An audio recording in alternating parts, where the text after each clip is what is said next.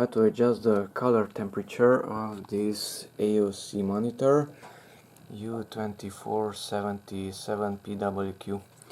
Okay, to adjust the color temperature, with another word, to make the white look a bit yellowish or a bit more bluish, colder or warmer, we have to use the menu. So we have these 4 buttons. This one will enter something, that one will exit something, and these 2 in the middle will navigate to the left, right and up and down. So enter into the menu. The menu is shown down below.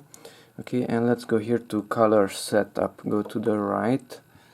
Okay, so color setup, enter, and the first one is color temperature. Enter there also, and use left and right.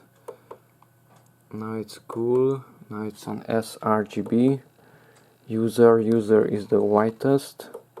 So warm, normal, cool, sRGB, and I personally like user because it's the whitest. Accept it with the enter button, the right one.